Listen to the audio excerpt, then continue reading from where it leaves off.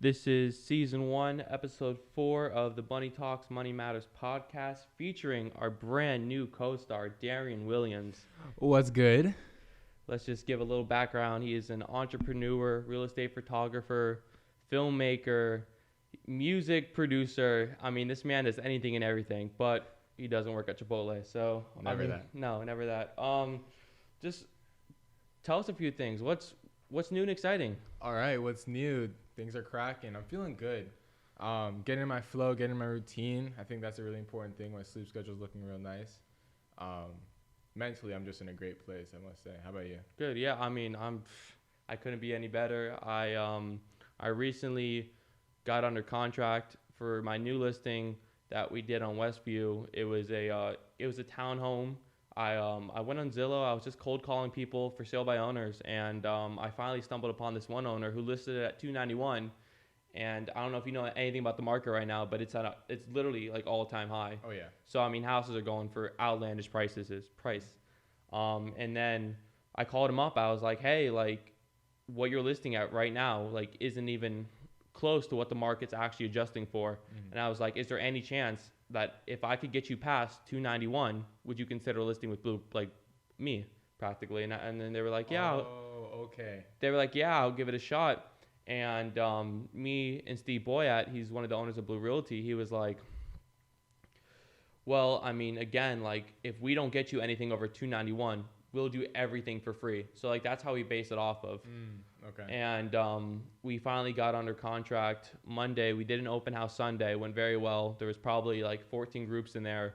And we got offers all the way up for like 320, like 322. And wait, was it a private seller listed?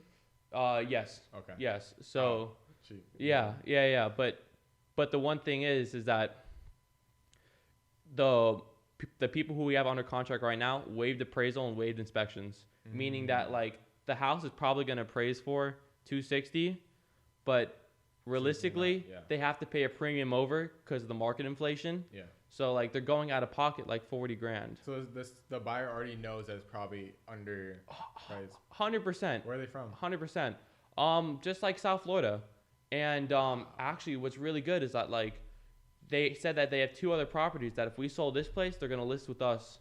So they have 2 other investment properties. Oh, you landed a gold mine. So that's what I'm saying. So it's like, it's more of like a tree that just goes down and just trickles down to the roots of just it's like spreading out. So I mean, that's normally how most projects go. You know, when you do good work for good people, I always say they'll bless you. Like, you know, good work for good people, and you show them that you can handle it, and then you didn't even know they have more properties. There's always a trickle that goes from it. Correct. You know? Correct. Like, that's why, like, I try to be on top of my A game every single time. And if people don't know me, I try to really show myself as, like, I'm this, and that. Yeah. So it's like, One thing I've always been told is you're only as good as your next project.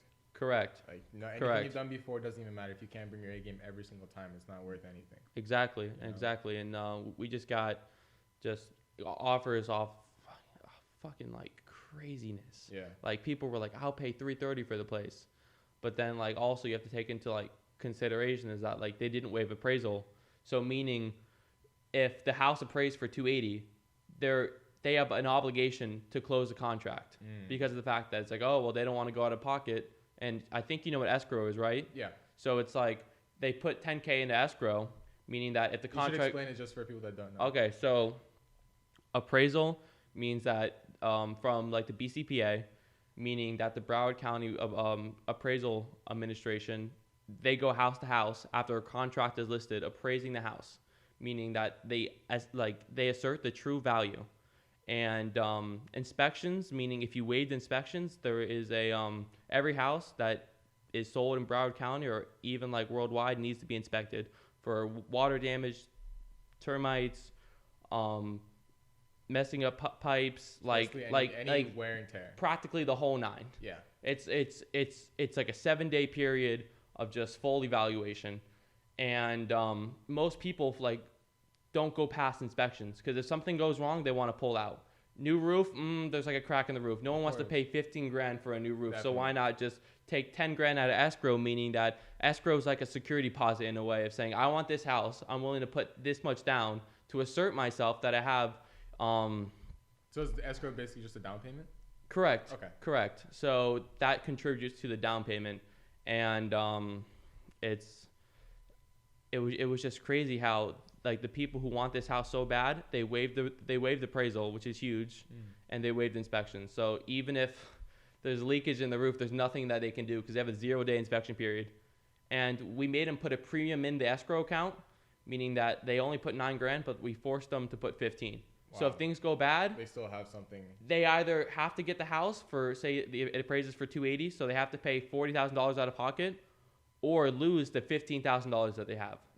And most people don't want to lose. So when you have that much skin in the game, you don't want to. Correct. At that point. Got it. Correct. Got it. Correct. So I mean, it's more of like what we do as real estate agents. We leverage the escrow, meaning that like, oh, do you want to lose $15,000 or do you want to pay a premium of $30,000? And most people nowadays pay a premium, just because like there's such a shortage in the housing market right now. Yeah. So. No, and also how you were saying they already have 2 more properties lined up. That's how most of my clients work. Even this last client, like we can get into that now, is I was doing a real estate shoot because like if people don't know, I do real estate photography and videography. So I make a lot of connections through that as well because I'm doing in like high-end Boca or high-end Del Rey. There's a lot of opportunity there just to talk to the homeowners. So you don't know what they do.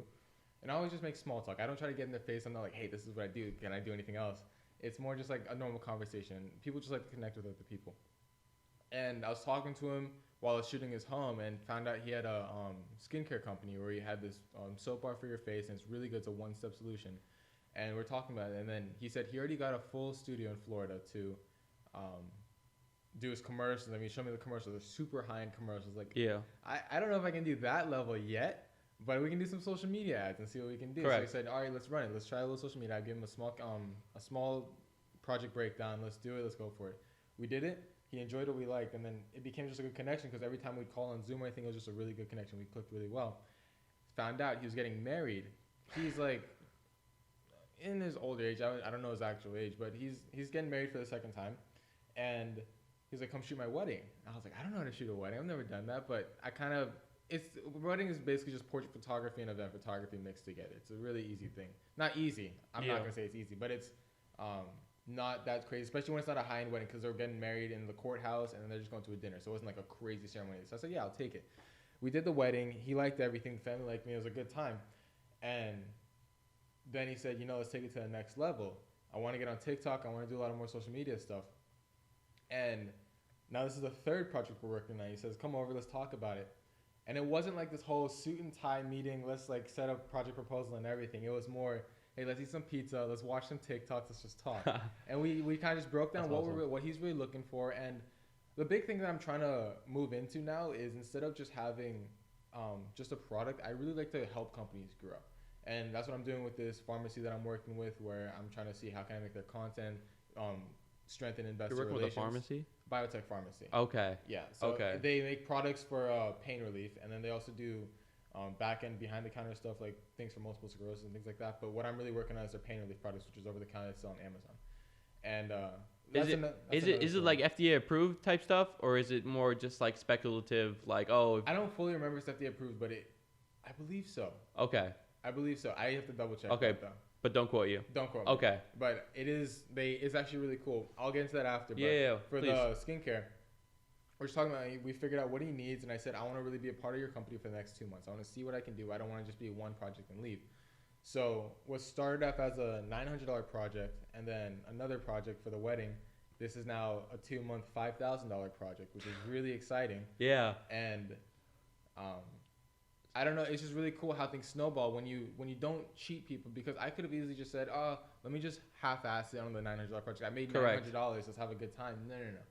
I did probably $3,000 worth of work for that $900, but now I just got paid back that extra $2,000 that I think I did extra work in the next project. So things snowball into each other, and then just showing this work, and also I can give this to other companies and pitch it. And then I think I'm reading this book called The Laws of Success right now. The Law of Success. It's a really good book, and then there's a principle in the book that says always do more than you're asked, no matter what. Even if you're getting paid nothing, always do more than you can possibly do, because you're not doing it for them. You're always doing everything for you. It is in a somewhat selfish way, but it's a selfish way to make you grow, and the end goal is to help other people. So when you can do more than you really ask for, it just puts out that energy in the world, and then someone else will come and is like, can I do more than I can ask for you? And everything was back in return. So yeah. And then I mean, also just to add on, I mean, I went to probably 20 other brokerages before I went to Blue Realty, and I was like, hey, can I get an internship? Like, I'm willing to work for free. Like, I just want to learn. Yeah. And then on the 20th person, I knocked on like Steve's door. He's like, yeah, come in, sit, just watch. And it was like fully for like 2 weeks, unpaid, just me learning, just me finding him listings, and just praying that something follows through. And I mean, after those 2 weeks of me just showing my worth, and he was blown away. He said, I've never seen an intern work like you. And as soon as he said those remarks, me and him already got under agreement that he's going to take me under his wing and give me salary. And with that, he's going to make me his full-time, I don't know, like assistant in a way. So when he brings me to, say, a $3 million listing in Fort Lauderdale, instead of saying, hey, it's my intern, no, hey, this is my assistant, Sean Mchenry. Yeah. So, I mean, it's a whole nother level, because I always say, I think the currency of the world is knowledge, because it's not money. There's not enough money in the world to pay for everything. You can get money anywhere. You can get, you can let a job through a referral, but at the end of the day, to really grow and to get to the next level, it's how much do you know more than the next person? How much can you really get your foot in the door, and how much can you maneuver the situation that you get hold? Because there's never a textbook for life. It's always, let me figure this out. How well can you improve? And that's the same thing for when I was starting out. I worked for free so much, and I got this advice that not to tell so many people to work for free, because you're almost teaching them to exploit themselves, in the sense that you have to understand, when you work for free, it's for the goal that you're getting paid in knowledge, and it's a very temporary thing. People would sometimes say, let's work for free, and they'll keep doing it, and I'll see them 3 years later still working for free, and I'm like, what are you doing? No, that's a very small part. It's literally small window. Foot in the Correct. door. So working for free is nothing more than a tool in your pocket.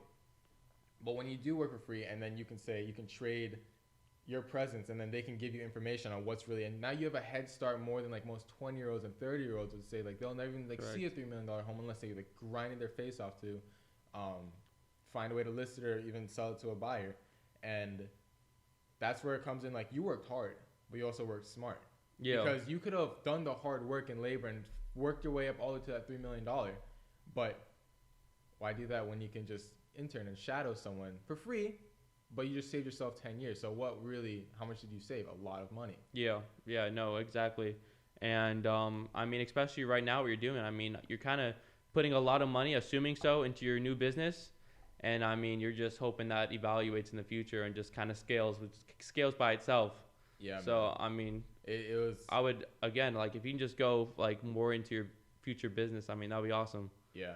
The biggest, I was talking to this one realtor, and then I was telling him, like, yeah, I'm going to try doing this, I'm going to try doing that. And then he looked at me dead in the eyes, and he said, don't go wide, go deep. And he said, go deep as you possibly can, because you can, the way like it was shown to me, it was like there's a playing field, and the wider you go, think of it as like a bathtub. The wider your bathtub and the bigger your bathtub is, the slower it's going to fill up. And by filling up, I mean gain knowledge and experience and put time into it. Yeah. If you can make that bathtub turn into like this, like a literal cup, you pour a little bit into it and you go that deep and you just keep digging that hole down. Yeah. That was weird. I'm 5. And you keep digging it down, bro. Like, you can get way more knowledge, way more experience, and put way more time into it, surpassing the entire playing field. And it's almost like you're a needle in the industry at that point, because you've gone so deep and niche down. Say you only do $500,000 homes and you stick to that. I don't know exactly, real estate is probably different than photography, but say for me, if I only did, say, product photography, and I did soap photography, and I was the best at soap photography, I'm better than everyone else, because people are doing soap photography and then maybe other photography and different types of things. But I try to be the needle in the industry when I'm first getting started, poke my hole through, and then I can see, okay, I have a little more wiggle room. Let me try something else. Yeah. And I think a lot of people make the mistake, and I made the mistake as well, of it's so cool when you get into a new industry and you're like, wow, this is grand, this is awesome. Let's try this, let's try that. It's almost like a sample plate. And you know, when you get a sample plate at a restaurant, you're just getting a bite of what. You don't really get the full experience of the full filet mignon. You know, and then when I learned that the real successful people, and you study with successful people, they started off, Amazon started off selling only books, one-way delivery. They had, I think, 1 or 2 ways of marketing, one step, one thing, and they did that so well that once they got that under full control, then they added on maybe toys or something like that, and then they added on the 2-day shipping and Prime and all that stuff. And it's a common trend in a lot of successful people that I've noticed is they start off so thin, and then they go. Correct. So I mean, what I see what you do. You're doing film. You're doing photography. You're doing music. So I mean, when you say that, I mean it's kind of counterintuitive Yeah. to what you're doing. So I mean, like, do you have a special niche Yeah. of So, like what you're doing? like I said, when I started out, I got into a whole bunch of stuff. Yeah. I will take projects here and there, like say I'll do headshots and I'll do this because I do need to make ends meet. But my main thing that I do right now, as far as my business, as I'm growing my business is social media content. Correct. And I do a 15 to 30 video package, and I walk them through. I show them, okay, this is how you introduce your company. This is how we go about it, and I'm formulating a step-by-step thing. As an individual, I'm doing a lot of stuff, but as a company, as I'm trying to form it, the company is a single needle in the industry of what I'm trying to hit, because there's a lot of production companies that hit, we'll do a commercial for you and we'll do all these different things. But what a lot of companies are realizing to get in the social media space is they can't afford to pay $5,000 for a video. I'm talking like the high-end companies. They can't afford to pay $5,000 a video when they want to post every single day of content. And then the only alternative is to get like a little kid that's, I mean, I'm 19, but like a little 18-year-old that just holds a camera, and it's not that quality. It's not structured. They don't really know where they're going. They don't have a mission of what they're doing with their content. So where I came in as my needle is I said, I have quality equipment. I have quality gear. I am professional how I do things. We have a team that we back up. I have editors that I outsource. I have animators that we outsource. And we formulate packages for each single company. That's almost like a product. It's not a custom package. It's a product. And we do 15 videos. We show you the step-by-step rundown. And then they'll have content for an entire month. And I don't see many other people doing that right now. And it's a really good niche. And I encourage anyone, if they're in a local area, to start that, because it's such a cool concept that hasn't been explored yet, because it's either you're super high end and you don't want to do all those videos where like 30 seconds, or you're super low and you're trying to get a bite of anything. Have you ever heard of like the Gary Vee philosophy of his rule of thumb is like just post as much as you can. 20 to 30 times a day. And it just get your content out there. Oh, for sure. Are you more focused on quality? Or more like the quantity of work? I have to be focused on quality, because anyone can do the quantity. That's what I'm saying. Like you can hire like a little 18-year-old, and then I don't want to say little like I'm demeaning them. Like you can hire any kid and then say, just film, we'll post that content, go. Yeah. So if I were to do that as well, I wouldn't be as valuable to other people. But what my mixture is it's quality with enough content that you can post at least once a day. Got it. You know what I'm saying? Yeah, for sure. So that's where I found my approach, because like it takes a lot to invest in this much gear that I have and everything that I'm doing. And I'm still learning. I still make a lot of mistakes, and I'm working to push in as close as possible and eventually stop taking other projects, because right now I am doing too much. And I'm spreading myself really thin, but lessons I'm learning. Correct. But I mean, to me, I don't think you're walking on ice in any chance. I mean, I think everything you have right now is kind of like a setup. And especially, I think what you mentioned earlier on this podcast, you said that you got the contract down for the 2 months. And I mean, how do you go about signing contracts? Because I know, I bet you have realtors in your ear. I bet you have friends and family. I bet you have this. I bet you have that. Like, how do you say, okay, I'm going to be 100% committed in this project. I'm not going to work with anyone else, anything else. Like, this is going to be mine.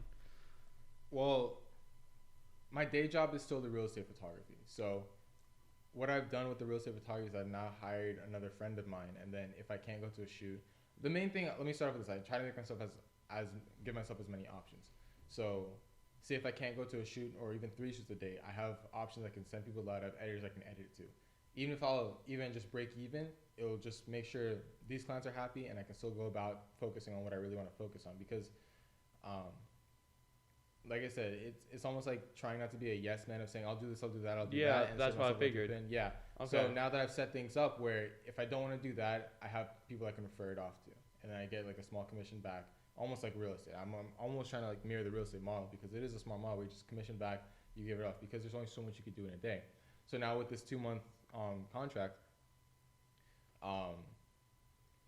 even though it's 2 months, there's still a lot of editing time, there's photo time, like just making sure you get all the content set. Correct. But it's not a full every single day I'm working on it. it's almost like I'll post and analyze and see what I'm doing. And like I said, I'm still dialing everything in. I don't know all the answers. I'm still making a lot of mistakes. I'm still 19, Yeah. you know. But Yeah. I'm doing my best on as I try to balance everything out. So the way I have it scheduled is like every Sunday we'll do a shoot, and then we'll post throughout the week. We'll edit throughout the week, and I'm sure it's not gonna take 12 hours a day to edit. So sometimes I can put in another like a 2-hour shoot for like a headshot session, or maybe go to a couple of real estate shoots. So I'm very flexible in that. It's not a full I'm in an office warehouse typing on a computer type 2 months. Yeah. It's very fun. Got you. And just kind of to kick back on what we said last podcast, if anyone listened, we talk about real estate investing too. Yeah. And since you're primarily working with a ton of real estate agents, I was recently talking to Steve Boyat, and we were supposed to be on this podcast with Max right now, and him and Max are doing like a 50-50 of they're both contributing money to an investment property, and whatever split they get, they do half and half. So it's like, one, they're taking on less risk because of the fact that they're both backed by 2 loans. Yeah. Meaning that if one has like a screw up, the next one is kind of like a safety net in a way. And also it's like, my big plan right now is like, once I can acquire enough equity and like within myself, is to finally invest in something. So have you really ever thought about taking the money that you have right now and investing either like a rental property or just a property in yourself? Yeah, I also remember last time I was saying like I'm not getting into that at all. The more I think about it, a cool goal would be to get a duplex, so I can have a living situation and I can still not really have to pay for it too much. But a lot of the duplexes that would be affordable to me, I would only have like a $400,000 budget for at least getting the mortgage for it, and a lot of $400,000 duplexes needs a lot of reno, so you need like $15K in reno at least. But yeah, it's definitely a thought. It's a real cool idea. And also I'm building a business as well, so I'm trying to invest as much as possible into it. I probably put at least 50% of my money into my business back. Oh wow. Yeah, so it's always re-going, but it's like, as soon as I invest that 50, I can take on a bigger client that even just paid for all that, and that 50 turns into like a 10% at one point. Like what used to be 50% is now probably like 5%, because it's a constant grow. You have to feed it. It's literally like a business to me is like a baby. You have to keep feeding. You have to keep growing. it. It's a huge time commitment. It's everything, but it's worth it in the end. You know, and I think real estate investment will be a really cool endeavor, especially with all this inflation, you know? And you will lose all the value of your money. And the way this is going, bro, I'm seeing people like dump money into their rent investment properties now, because it's like, where else is this money gonna go? Is it gonna sit in the bank? Is it just gonna depreciate and it's gone? Because that's true. And then also people are turning it to like not even rentals but Airbnbs. Oh yeah. I don't know, but that's going crazy right now. Yeah, some dude in front of me just got an Airbnb. Like he bought the house and made an Airbnb. Yeah. I've seen a new person like every other day. I'm like, wow. Correct. I mean, and it's literally just crazy what you can do with one knowledge and one leverage. Yeah. Because I mean, right now with your business, if you're putting 50% in, it's bound to grow. Oh yeah. It's bound. And leverage is the name of the game as well. It's like when I bring on a new photographer, sure, I will lose half the money by paying him and doing the shoot, and I'll lose half the money of the shoot. But then they'll give me time to land another probably $2,000 shoot. Correct. And so I still don't lose anything. The key is just not trying to get out of the red. I'm at least breaking even at the worst. Okay. Even then when I break even, I have the time to now do sales calls and really put myself out there. Because when you're a one-man band, especially as a photographer, that's not just like a high-end photographer, but someone that's just really growing a business and a service, it's really easy to get caught in that almost rat race of, go to shoot, edit, you get in your workflow. You're not really growing, one, because there's only so much time in the day to like go to more educational stuff and things like that. So leverage is the name of the game. That's what I'm trying to like really strive for. Yeah. I respect it. And also, I mean, how would, like, when you say that you don't want to be a yes man, and you do all these contracts and you make a boatload of money probably. I mean, do you have like a financial advisor in any sense of the way? That's a good question. Like are your parents like, hey, maybe think about this, or your girlfriend's like, hey, think about this, or you're like, I might do this? I have a set of colleagues. Like, I don't have one set financial advisor. I'll just see people that are doing stuff that I want to do, and I kind of ask them, how did you manage your money in this situation? one key financial advisor would be cool, but I have like a lot of friends, parents that are doing really well as well. I can ask them. Okay. So it's just having that circle of a good community that are all like, I try to surround myself with people who their normal is where I want to be. Correct. You know, so hang with my friends and even hang with my friends' dads, like where they're doing like multi-million-dollar stuff and it's really cool. I try to like just spend time with them and say, hey, how did you do this when you were younger? How did you like try to not trip over certain like trip lines when they already went over it? Yeah. If that made sense. Like, try to avoid a lot of mistakes. So yeah, I would hit up a lot of my friends, parents, and even my mentors as well, because there was a point where I was gonna start putting $2,000 a month into my car payment because all I heard was from all these YouTube subs like debt is bad, get rid of debt, and especially bad debt. Obviously, good debt is good, but bad debt as far as like car payments, I heard it's bad. Get rid of it as fast as possible. So like I need to get rid of this as fast as possible. So I started dumping money into my car, and then my mentor was like, "What are you doing? Are you dumb?" Like he's like, they're like, "Have you ever heard of paying interest like so low?" Yeah, he's like, "Dude, you have an 8% APR right? on a $14,000 loan. Like you're gonna be okay. Everything's gonna be fine." Right. And then, so I slashed that back down. I still pay more because I don't want to be paying for 60 months. It's not going to be like 2 years, but that's even better. Now I can breathe again. And then with that money that now I don't spend on even putting into stocks anymore as much, like I lowered that a little to put back into business, like things that will actually give me returns to put even more into stocks later on. Correct. Even with the car payment. So then I looked at the money I had. I was like, wow, okay, let's invest back in the business. So I bought a brand new camera, brand new lighting setup, everything. And then as soon as I got that, landed a gig that I couldn't have done without that camera. And I was like, okay, now this makes a little more sense. So, yeah. Wait, is that the new camera that you just bought? Yeah, it's the middle one right there. By the way, I mean, since this is the first episode that's going on YouTube, I mean, this shit is so nice. Right? Like, this is like really this cool. is fantastic. Like, this is an actual podcast. Dude, I'm stoked. Yeah. Listen, I wanted to do something like this for the longest time. You just needed just a little push? I need a little push, bro. Yeah. So, because, like, there's always, like, these look like... I'm decently good at starting, but I do get cold feet. Like, I can't lie about that. I get cold feet on certain things. I was like, no, let's not go. And the fact that you took the initiative, you started, I was like, there's something I can jump. Like, let's see what I can Correct. do. And there has to be some value that's going to go towards this. Oh, yeah, exactly. Because, like, I mean, like, and, like, I can just see the scale in, like, 10 years. Like, I want to have, like, millionaires on here. Yeah. Hopefully, like, a billionaire. Just, like, crazy entrepreneurs. Have our own studio. Yes. Have a warehouse, something like that. That would be the end goal. And because, again, like, this is free knowledge. Like everything I'm hearing for you, I'm translating in my own brain. And I'm like, okay, how can I use what he said to better my life? Yeah, and... let me say this real quick. Don't take everything I say to heart because I'm still learning. Correct. You know? Correct. And me too. Now, I'm going to fuck up so many times, but I can't tell you how much I love fucking up. Dude, it's a great thing. Like, dude, let me tell you. So, like, I love fucking up. People don't get that. No, it's I look forward to those. That's what obviously I don't try to. Yeah, of course. Listen, it's like you don't know what you don't know sometimes. Yeah. You can't avoid everything. You can study all you want. You sometimes don't know what you simply don't know. Correct. And when I mess up really bad, and I know I tried my best and I still messed up, I was like, I don't say, oh, this is your fault, because I did everything I could. I say, what can I do next time? And even if it was 90% of someone else's fault, I always just find that 10% that was me. And there's always going to be a 10%. Yeah.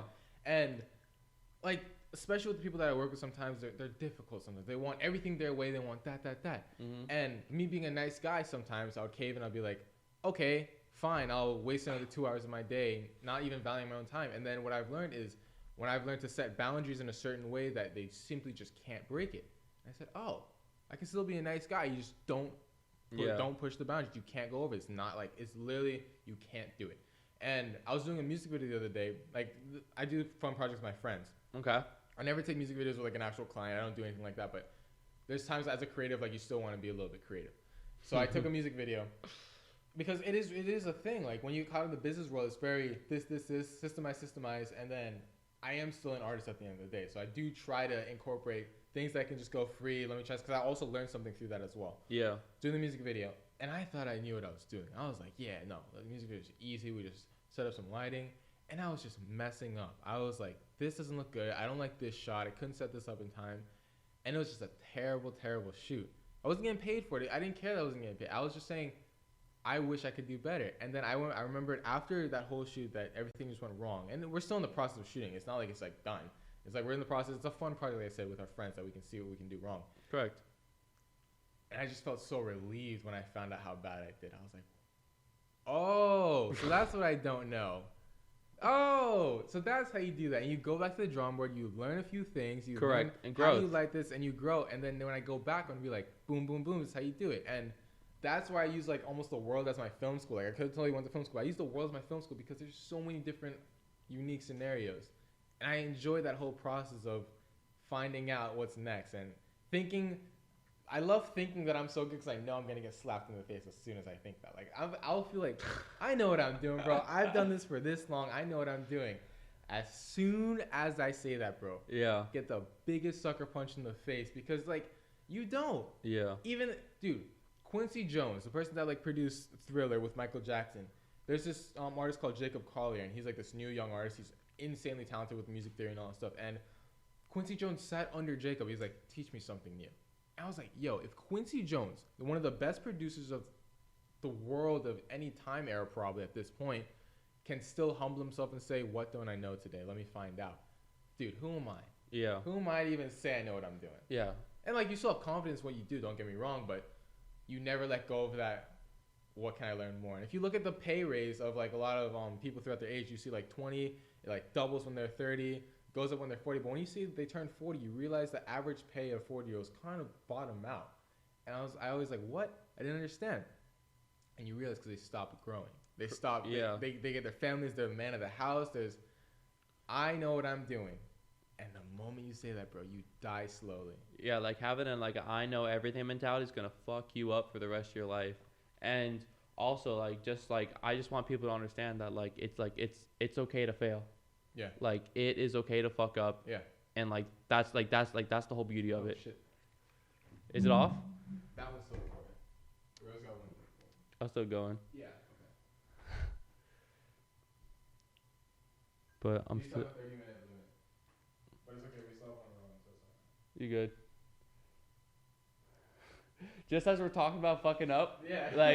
like we fuck up. That's No, what that- happened. Yeah. I should have put another bag of phone. Who knows? Yeah, no, you good. This is slight delay. Slight delay in podcast. By the way, we're not gonna edit this out. No way. Okay, yeah, no, we're not. Cause like the whole goal of the podcast is just for rawness. So the people listening to this are like, what the fuck? Right? Like, what is going on? But I mean, honestly, this is way better than my first one. Like, I'm just gonna say this. Like, I had nothing even comparable to this. No way. And like, also, it's like I was using my computer audio, thinking that my mic was plugged in, and there was just like staticky noises in the background. So No way. Dude, it's part of the process. it is part of the process. But you know what? Next time, gonna learn. I'm gonna fix this up.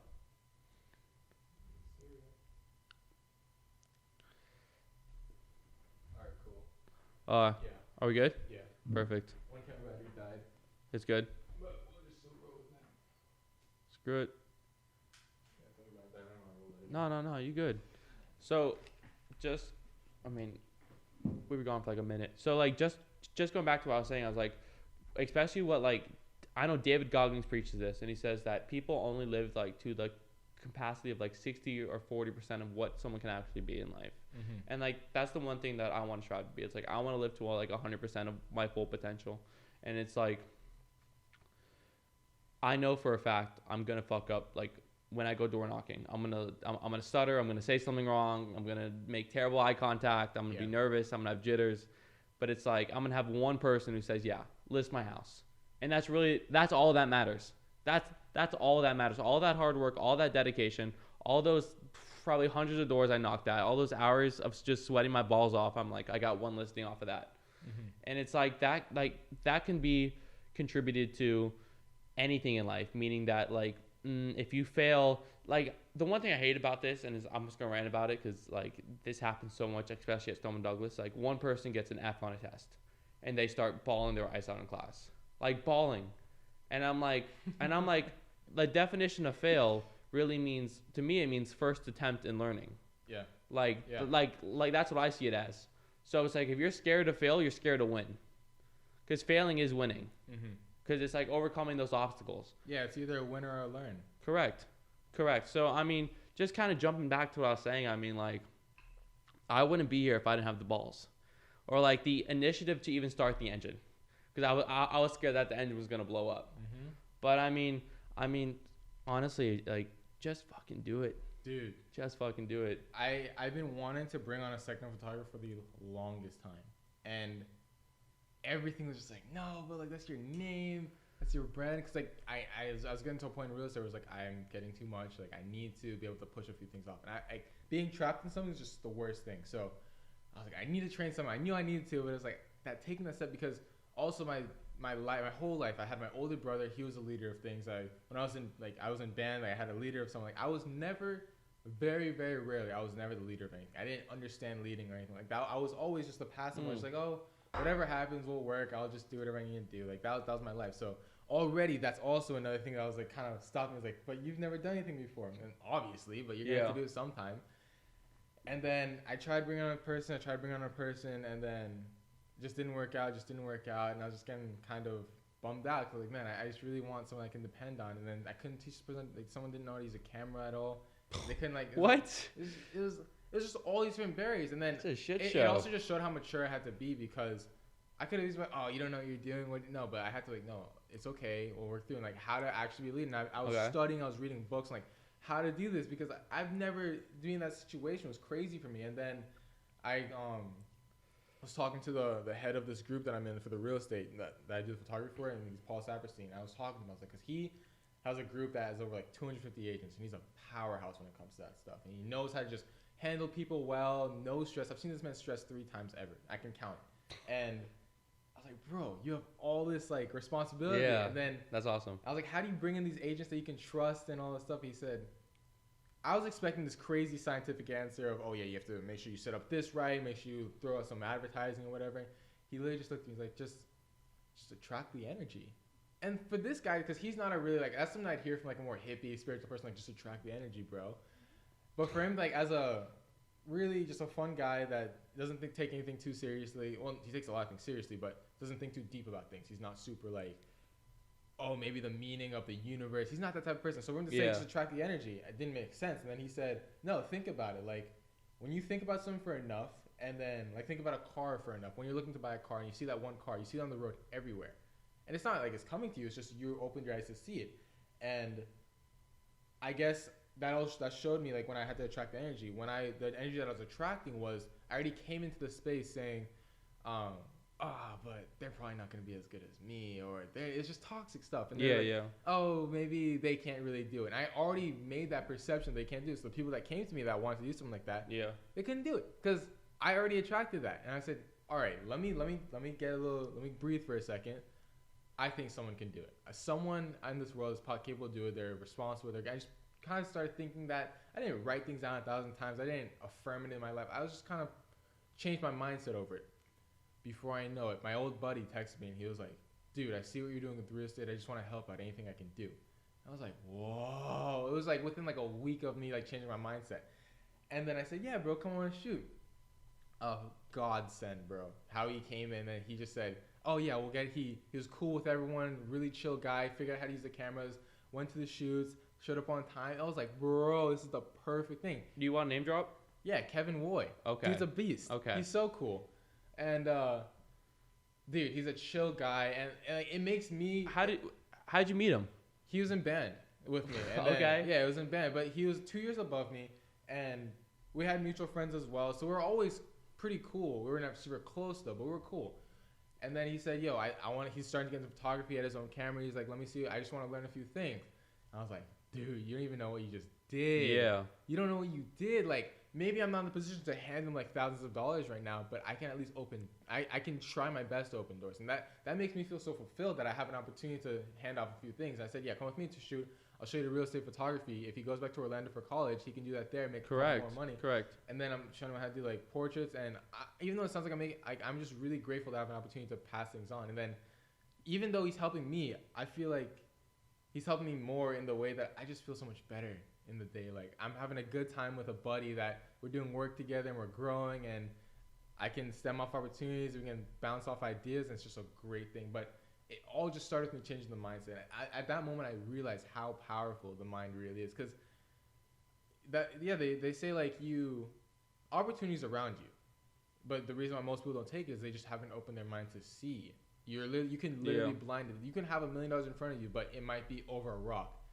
And if you don't have the mindset to say, let's just look over the rock, you will never get that $1 million. And Correct. obviously, that's a very crazy analogy, but I'm just saying that just showed me, bro, like, positivity is the most important thing to success. And any person that is successful says, yeah, he thought he can find an employee that is a well-trained person, he can do it. And yeah, no, I'll make it. I'll figure it out. And you don't need to have all the answers right there, but you just need to think that you can do it. Yeah. I got this. Someone else will help me. Like, we'll figure it out. And you just keep the ball moving, and the momentum is what really brings people with you. And this camera just turned off. All right, we're going to switch it up one more time. You good? Yeah. You good? I guess we're still, like, in the process of figuring everything out. Yeah. For sure. I mean, even just having cameras in general is just fucking awesome. Yeah. So, if it's kind of scuffed, it's okay. Yeah. It's okay.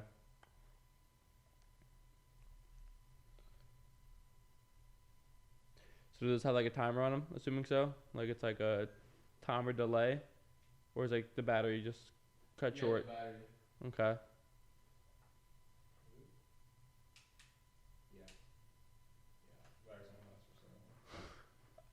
Yeah, we'll figure it out in the next podcast. Yeah. No. But like we're saying, just get it started. Yeah. Keep Yeah. it moving. Exactly. Because once we get like 200 more episodes going, no one's even gonna see this one again. Correct.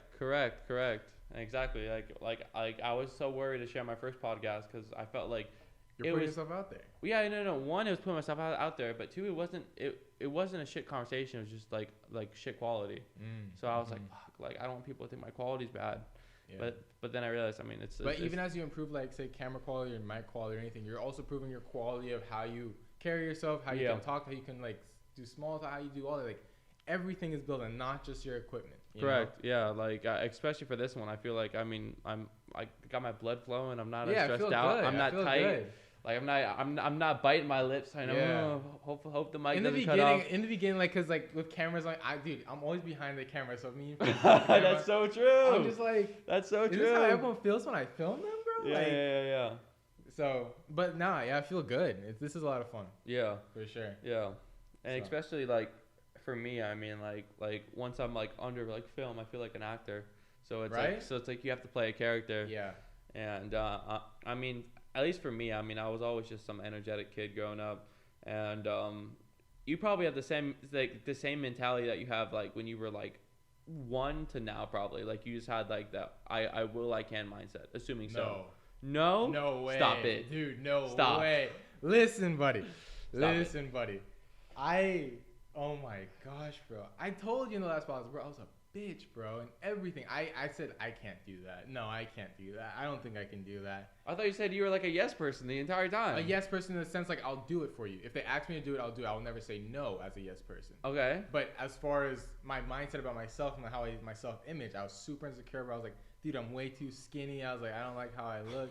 I can't talk to this girl, bro. Okay. I can't do it. Like, it was bad. And I'm telling you, all the way up to senior year, that never changed. Only thing that changed was my ego got big. Okay. Which masked it. It didn't fix it. It just masked it. So instead of me being insecure, I was arrogant. I was like, no, like whatever, I can do it. But I never believed it. Still, I still was just trying to put a mask over it. So from this past like year, basically, it's kind of a quick transformation that I look at. Over time, you do develop certain skills, but I think this past year was obviously the craziest transformation that I've had to go through. Was because I threw myself in an uncomfortable situation. I was like, I have been too comfortable, bro. Like all of high school, I was just basically just chilling with friends, doing nothing. I was always comfortable. So okay, if that's what life looks like when you're comfortable, I don't want anything to do with that. Let me throw myself. I'll say, let me do that. Yeah, I'll do that. Maybe I stretched myself a little too thin at times, but it was way better than doing nothing at all. And yeah, bro, I had no confidence. I couldn't speak in front of anyone. It was when I was comfortable though, like I said, in front of friends, I'll be a fun guy to be around. But that was just like a small group of people. Yeah. Everyone else was like, it was kind of weird to be around. And people would probably think otherwise just because I was good at putting on a decent mask. Like in school, I'll be like, hey, what's good? But what you would notice if you look closer was I was never making an actual connection with anyone. I was kind of like going through a script in my head, like, hey, what's good, bro? Yeah, it's good. I never really connected with anyone. And when I was looking at my friend group though, I said, okay, this is who I'm hanging around. This is why I'm like this. I didn't blame it on them. I said this is like the friend group's a big attribution to like who you become. Because it's you in 10 years practically. Yeah. Show me your friends, I'll show you your future. Correct. And I was like, okay, I need to surround myself with people that I want to be like. And then I figured out a way, like maybe I didn't like say we can be buddies, but I said I'll film for you. And I just like kind of like doing pitches for people that I like, video, and just being in the same room as people that I want to be around. And I think over time, as I worked with enough people and I just put myself in uncomfortable situations and try to like learn a thing or two from everyone that I worked with, confidence started to build, and also the mentality completely shifted. And like started like filling my mind with like audiobooks and good podcasts, and I was trying to put so much new information and new experiences in that I was trying to like almost push out everything else. Like, okay, that insecurity, get that out of it. Yeah. Like, you know, you look good, you're fine, you're having a good time. And yeah, it was a conscious act. Do you work out? Yeah. Consistently? Yeah. Just started consistently. So I was working out consistently for, let's see. I would say from middle of 2020, I got the UFIT membership and I was working out consistently. And a month ago, I actually hurt myself because I didn't breathe properly and I actually messed up like my abs or whatever. Like, yeah. It hurt really bad. But now I'm back in and I work out 5 days a week. Good. Yeah. Good. I mean, that's been good for the mental. That's a self-confidence booster by itself. Oh my gosh, so, bro. Dude, good shit. Yeah. Good shit. You've been working out since you were 5, right? Shut up. No, I've been, just like kind of just uncorrelates to anything that we've been saying. But I started working out when I was 13 because I got rejected by a girl who said that like my looks were too off-putting to her in words that name drop. Yeah. Don't name drop. No, chill. And she was like, no, I wouldn't date you. So what I did is I lost 60 pounds. Wow. I lost 60 pounds. And then I went back to her. I'm like, you want to go out? She said, no. No way. She said, no. She said, no. So after that, I was kind of balls deep. And I was like, whatever. I'm just going to work out for myself then. Yeah. And then I started seriously lifting in like 8th grade because I was going to play football for Stoneman Douglas. And we had like a lift-a-thon, which you did the advertisements on Lift-a-thon, or you did like a whole video that was set. The hype video? Yeah, that was the hype video. Okay. That was for Lift-a-thon. Okay. We had the team shirts on. Yeah. So were you in that? Yeah, I was. Solid. I was. And that was my freshman year. And I was the only kid who could bench 200 pounds in 8th grade. And I was like, wow, like I have potential. Like, and then ever since then, I just love lifting. Yeah, bro. One thing I've always respected, bro. I've always seen you in high school. You're like, this kid works his face off, no matter what. And I almost I think I was intimidated by you for a little bit, like, cause you just didn't care, bro. You're like, I'm gonna get whatever I need to get done. Like, didn't matter. Yeah. You were working out. You were getting everything done. You had your eating right. Everything was crazy. Correct. Like, everything was down to a science. And like, bro, that energy like radiated. It was nuts. Cause I remember seeing you. I was like, this kid's gonna be a menace. Like fucking 4 a.m. Like again, like. I mean, now starting Friday, I'm going to go back to my original training because football's done. Yeah, you good because football's done. And on top of that, I mean, I realized that working with Blue Realty, that like this is all I want to do in life is just do sales, work with people, communications. Like I fucking love talking to people. Yeah. Like I love building relationships. I love having a good time, and just I love the energy I could get from people. Dude, like it's great. Like you, like something just connects. Yeah. And it's kind of like my third eye is looking at your third eye, and it's like I honestly just love it. So today is probably gonna be my last high school football game. Oh yeah. I'm not gonna play next year. My goal is to, because I'm still gonna be in school. You're a junior? Yes, bro. What the heck? Yes, I'm still in the grind. Huh? Yes. I thought you were a senior. No. Oh my gosh. Surprise. Dude. Yes. Really? Yeah. Oh, that's true. Cause no way, bro. Yes. I just realized this. Yeah. Wow. Yeah. So it's. You're not gonna play football next year? Why not? No, because I'm gonna tell you why. Because of the fact that the opportunities I'm gonna get this summer, I'm gonna be working full time. I'm at my brokerage. With that, after school, since I can't do online school because I'm gonna go full time, I'm gonna do school from like 7:40 to 2:40, and then after that, full-time real estate agent. Dude. Full-time real estate agent. Just be grinding. Nice.